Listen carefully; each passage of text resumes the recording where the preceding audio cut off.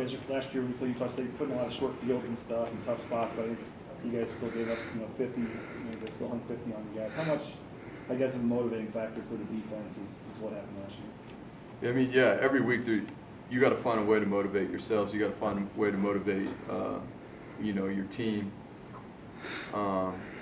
Some weeks easier than others. Obviously, this week Utah State got after us pretty good last year. So, obviously the guys in studying the film, we got to correct some things and obviously do a much better job this year. Before the season we talked a lot about David Mowat is impressing people in the spring and the summer, and he's carried it right into this season. To you, what's the thing that separates him and enables him to be able to do that?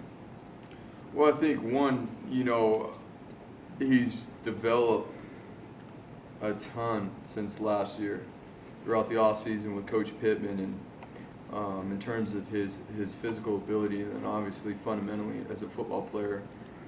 Coach Caldwell and Latu, our GA, have done a heck of a job with him and it's showing on the field right now. Just like anybody else, there's things that he is obviously working on still to get better at, but he's off to a good start, and whether he's getting sacks or not getting sacks or whatever, for us as a defense, he's very productive in what he does in his role. So, we just got to keep pushing forward with him. To get that pressure up the middle, maybe last year, you had some big bodies in there, a lot of guys who are, the traditional run stopper types, but to have that aspect, a guy who can get into the backfield, and I know that's even Elliott's strength too. How does that make a difference for your defense this year, as maybe opposed to last year?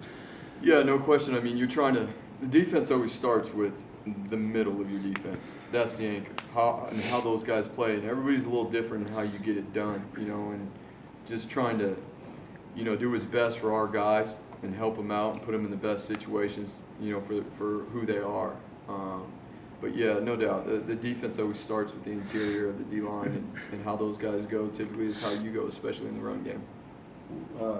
When it comes to David, we talk about his size, and it seems like he's finding a way to use that to his benefit. But what is it? It seems like when you're talking about after the game, it seems like he's also starting to get some confidence and some understanding that he can obviously do this play at this level and whatnot. Mm-hmm. What is that confidence doing for him? Confidence is everything in this game. Confidence is everything, and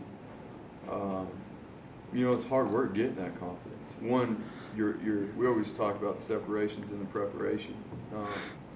Not just mentally, game plan wise, and what you need to execute, but obviously physically.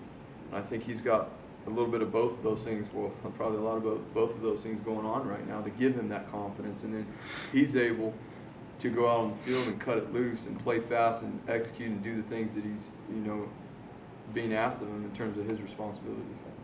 How is it more difficult for a guy on the inside to get 4 sacks versus a guy on the outside? Yeah, no question. The production he's getting inside right now has helped us tremendously, and his quickness inside I think helps him. And he may not be typical nose weight, but he's extremely strong. He's a strong physical player. Cam Hartsfield this year. He made that.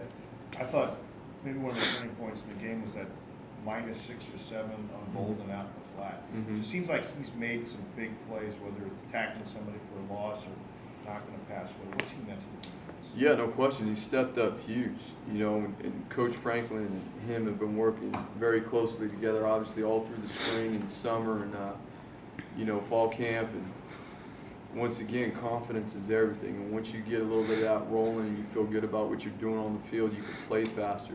You understand what your keys are. You know exactly what you're looking at, what those keys are telling you.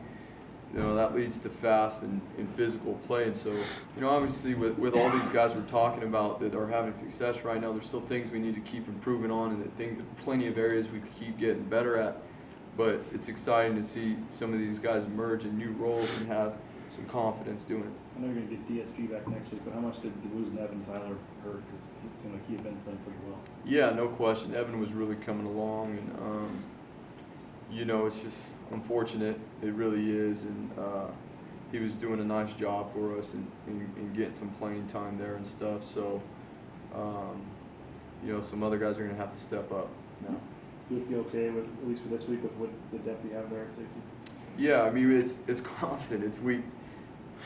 It's every week.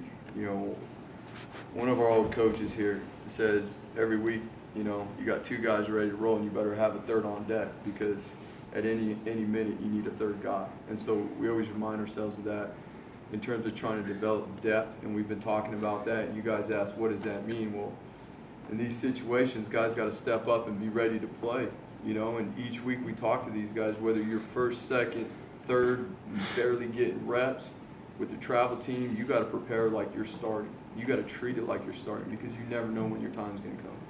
It sounds like I was kind of mentioned Jordan Apple's name, so as you might be the guy on deck, it sounds like. So I guess how's he continuing to progress? And then how has BSG been doing over the last few weeks?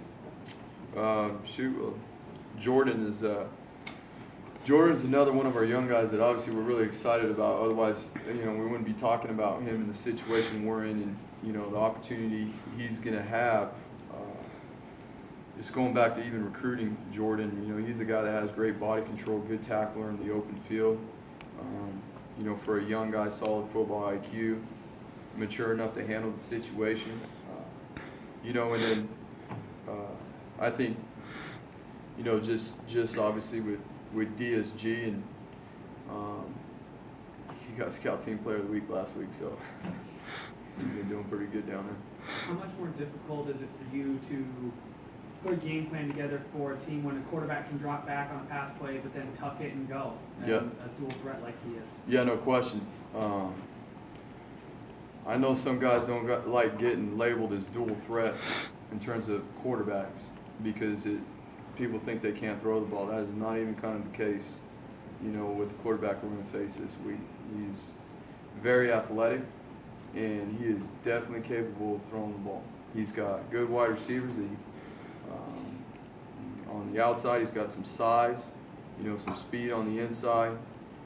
Got a tight end as well that has been productive for him, and he does a good job getting the ball. He's got a good arm. He could whip that thing around the yard and makes good, quick decisions. And then obviously, when things aren't there, he's capable of extending pass plays with his feet, which he's just as dangerous at. 3 of the next 4 weeks, you'll play teams that beat you last year. You know, kind of a big stretch for this team here. The next 4 weeks. I don't know if you're calling it revenge month or whatever, but how are you kind of looking at this stretch, and obviously starting on Saturday, you know, with it making up for probably wasn't a good feeling last year in that game. Yeah, you know what I mean. Every week's a new week. You start the process over again, and that's really what you got to pay attention to. I know for you guys, it's important to talk about all that stuff because that's what that's what generates attention and stuff. But for us, we got to focus on ourselves and clean up the things. Not only that we didn't do well last week that are on film, but we got to do a great job of preparing and handling the adjustments we got to make, you know, for what Utah State is currently doing right now and how they're operating as an offense. And we need to focus on ourselves and executing our responsibilities. So as we always talk about, our guys can communicate, play with great eye control, and play fast. As a coach, do you remind guys when their fans stormed the field last year and that kind of thing at the end of that game, just the way that feeling was? Do you have to remind them about that? I don't think our guys have forgotten about that. We don't talk about it a whole lot. I mean, we obviously know the team we're playing against. We're spending more of our time preparing, and the motivation for these guys. You never want to assume, but I'm pretty sure the motivation's there for our players after they beat us pretty bad last year. So Utah State has multiple running backs. Are there differences between them? Certain guys do certain things better? yeah, I mean they got big backs. Backs. They're all pretty fast. They're all pretty quick. That's one thing. And you get out of all those guys back there, they're capable of moving in and out of the backfield. Similar to some of the offenses we've seen in the past weeks here, where they're going to maybe start out of the backfield and motion back in, or start in the backfield and motion out to wide receiver positions. They could catch the ball out of the backfield as well. And then obviously, I mean, there's some explosive runs out of those guys when you turn on the film and take a look at them.